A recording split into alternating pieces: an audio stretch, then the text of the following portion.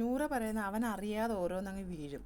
അപ്പം അറിയാണ്ടാണോ അറിഞ്ഞുകൊണ്ടാണോ എന്നറിയത്തില്ല, അവൻ കാണിച്ചത് ശരിയാ എന്ന് ആതിര ചൂടായി ചോദിക്കുകയാണ്. അനുമോള് പറയുന്നത് അവൻ കാണിച്ചത് തെറ്റാണ്.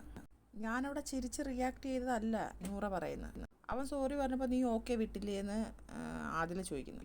നീ ഇപ്പം എന്താ കാണിച്ചതെന്ന് പറഞ്ഞ് പിന്നെ അവൾ റിയാക്ട് ചെയ്യണമായിരുന്നോ എന്നും അനുമോള് ചോദിക്കുന്നു. പിന്നെ സംസാരിക്കാന്നുള്ള മട്ടിൽ അവൾ പറയണമായിരുന്നേ. എനിക്ക് അതിൽ അവളോട് കുറച്ച് ദേഷ്യമുണ്ട്, അതാണ് ഞാൻ പറഞ്ഞതെന്ന് ആതില പറയുന്നു. ഞാൻ എൻ്റെ രീതിക്ക് റിയാക്ട് ചെയ്തിട്ടുണ്ട്, അത് എൻ്റെ ഇഷ്ടം എന്ന് നൂറ പറയുന്നു. ചെറിയ ചെറിയ കാര്യങ്ങളൊക്കെ എടുത്തു വെച്ചിട്ടങ്ങ് പ്രശ്നം ഉണ്ടാക്കുമെന്ന് നൂറ പറയണേ.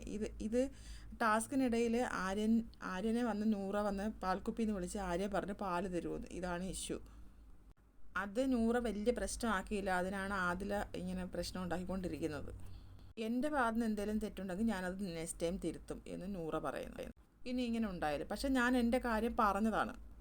ഈ ഡബിൾ മീനിങ്ങിൻ്റെ കാര്യം പറഞ്ഞപ്പോഴാണ് എനിക്ക് പെട്ടെന്ന് അത് സ്ട്രൈക്ക് ആയത്. മോളെ അവനെ അനിയനായിട്ട് തന്നെയാണ് കണ്ടിരിക്കുന്നത്, എനിക്കറിയാം.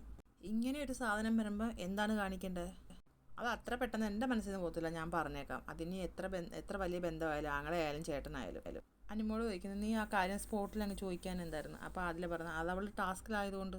അത് കഴിഞ്ഞിട്ട് നീ സംസാരിച്ചില്ല, അപ്പോഴും എൻ്റെ മൈൻഡിൽ വന്നിട്ടില്ലെന്ന് അതിൽ നൂറ പറയുന്നത്. പിന്നീട് ഈ കാര്യം സംസാരിച്ചപ്പോഴാണ് പെട്ടെന്ന് എനിക്ക് ആ കാര്യം ഓർമ്മ വരുന്നത്. ഇങ്ങനെ ഒരു സാധനം ഉണ്ടായിട്ടുണ്ടല്ലോ എന്ന് പിന്നെയാണ് എനിക്ക് ഓർമ്മ വന്നത്. എനിക്കത് കേട്ടപ്പോൾ അത്ര പ്രഷർ കയറി. എന്നിട്ട് ഇവൾക്കതൊന്നും തോന്നുന്നില്ല, ഇവൾക്ക് എന്താണ് ഇങ്ങനെ തോന്നാത്തതെന്നൊക്കെ എനിക്ക് ഭയങ്കര ടെൻഷനായി. നൂറ പറയുന്നത് എനിക്ക് തോന്നിയില്ല. അപ്പോൾ അതില പറയുന്നത് ഇവൾക്ക് തോന്നത്തില്ല, ഞങ്ങൾ +1 +2 പഠിക്കുന്ന സമയത്ത് നമ്മൾ ഫ്രണ്ട്സിൻ്റെ വീട്ടിലൊക്കെ പോകാറില്ലേ, ഞാൻ ഇവളോട് പറയും നീ ഇങ്ങോട്ട് വരാനെന്ന്.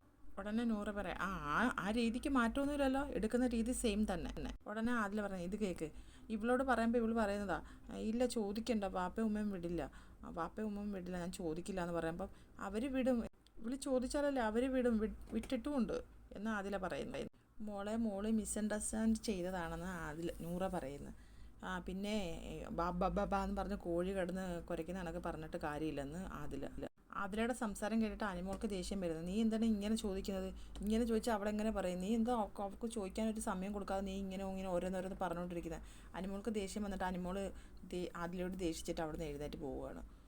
നൂറയും അതിലയോട് ദേഷിക്കുകയാണ്. പോലീസ് കള്ളന്മാരെ ചോദ്യം ചെയ്യുന്നതൊക്കെ ചോദിക്കാൻ നിൽക്കില്ല കേട്ടോ ആദില, സ്റ്റോപ്പ് ദിസ്. അപ്പം നിർത്തിക്കോ, എനിക്ക് ദേഷ്യം വരുന്നുണ്ട്, ഞാൻ കൺട്രോൾ ചെയ്തിരിക്കുകയാണ് ഇവിടെ. കൂടുതൽ ആളെ മനസ്സിലാക്കുക ആദ്യം, എന്താണ് കാണിക്കുന്നത് എന്താണ് പറയുന്നതെന്ന്.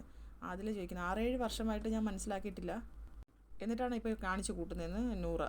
ഇത്രയും നേരം പറഞ്ഞു എന്ന് മനസ്സിലാകാഞ്ഞിട്ടാണ് താളം തുള്ളിക്കൊണ്ടിരിക്കുന്നത്. ഞാൻ പറയുന്നത് ഇങ്ങനെ കാണിക്കാതിരിക്കുന്നതാണ് നല്ലത്, ഇതാണ് വേസ്റ്റായിട്ട് പോകുന്നതെന്ന് നൂറ പറയുന്നത്.